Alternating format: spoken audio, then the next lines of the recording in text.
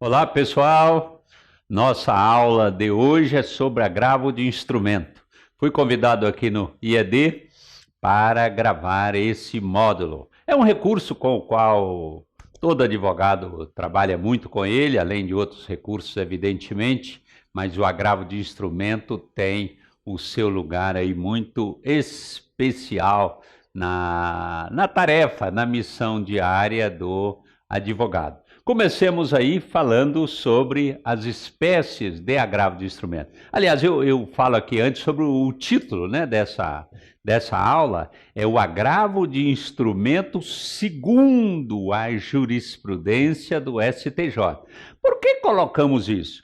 Porque o Código de Processo Civil estabelece um rol, ali no 1015, das decisões interlocutórias, em face das quais é cabível o agravo de instrumento.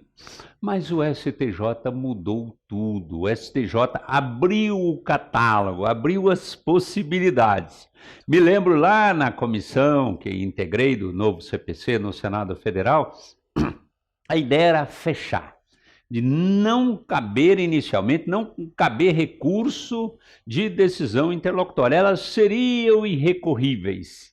Depois de muita conversa no âmbito da comissão, chegou-se à conclusão de que nessas hipóteses do 1015, são 13 hipóteses, que estaria de bom tamanho. Mas agora liberou geral. Por isso esse título. O agravo de instrumento segundo a jurisprudência do STJ. Pois teoria e prática.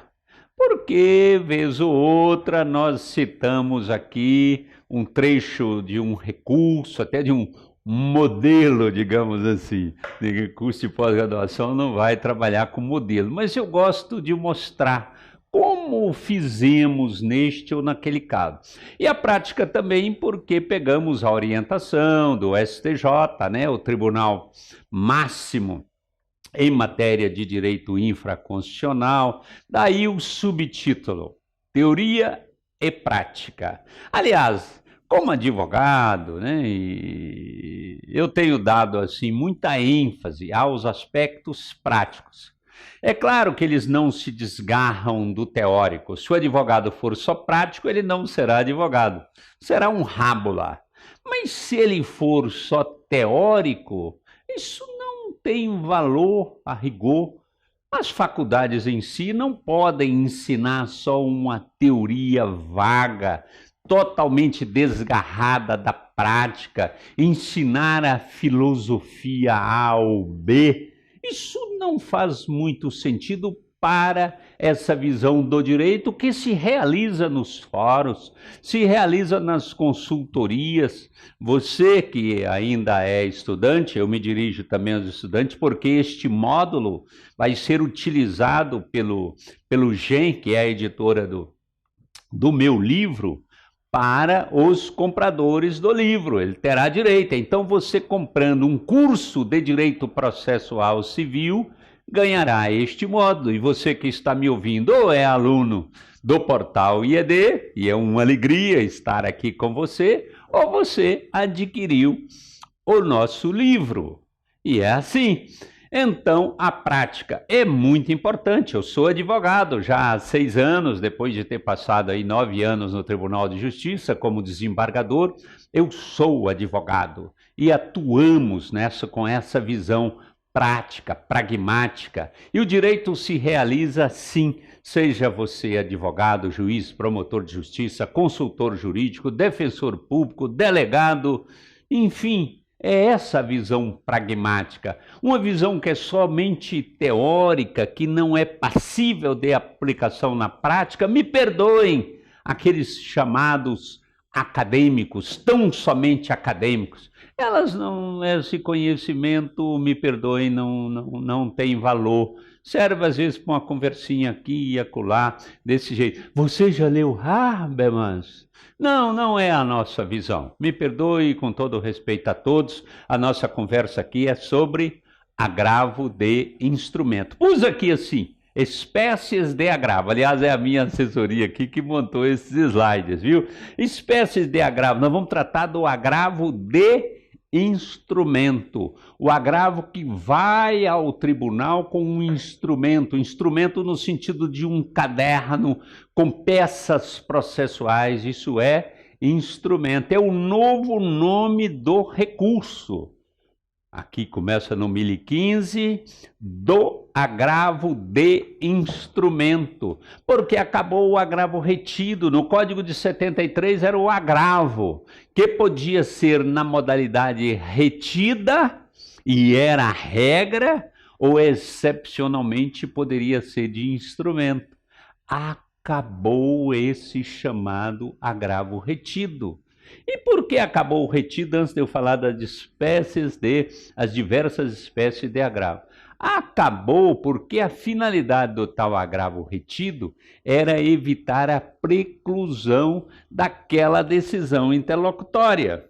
E aqui eu não falo só para você, advogado experiente, não falo para os juristas, evidentemente, eu falo para todos e principalmente para você, estudante, você que está agora se aperfeiçoando no processo civil.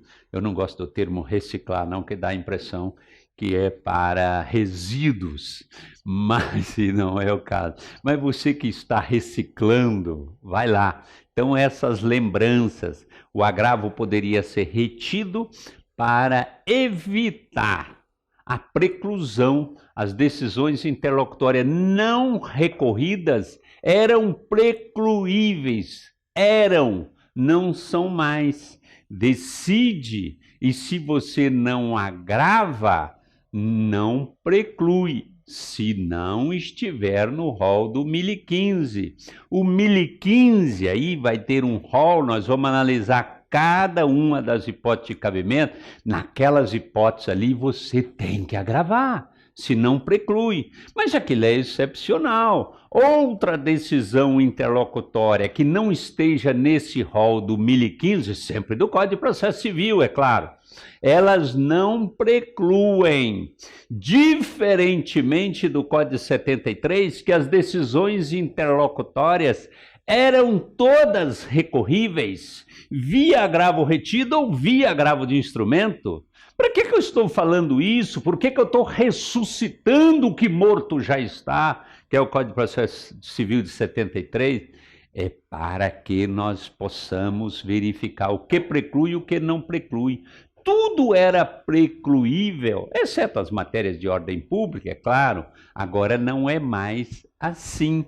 A regra inicial no Código de 2015 é que as decisões interlocutórias seriam irrecorríveis e, portanto, não precluíveis. O que significa? Que você poderia suscitar, reavivar, ressuscitar aquela questão por ocasião do julgamento de apelação. Por exemplo, decidia sobre uma questão ali do 1015, deferimento ou indeferimento de uma prova pericial. Indeferiu e não consta ali do rol do 1015, então eu não interpunha agravo de instrumento, porque não está no rol como obrigatório. E depois eu percebo que aquele indeferimento me prejudicou. Eu posso abordar essa questão se eu recorrer com recurso de apelação depois da sentença, ou então me prejudicou, mas não ao ponto de levar-me a interpor a apelação. Mas se a outra parte interpôs, eu posso então suscitar nas contrarrazões. Significa que não preclui, ou algumas questões não precluem, e também não são recorríveis.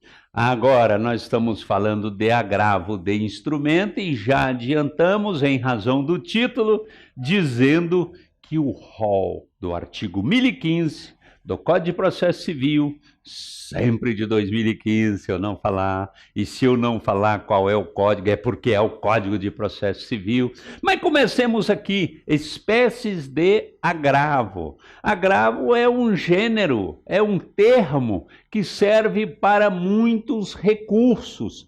Aqui, hoje, em alguns blocos, nós vamos tratar do agravo de instrumento.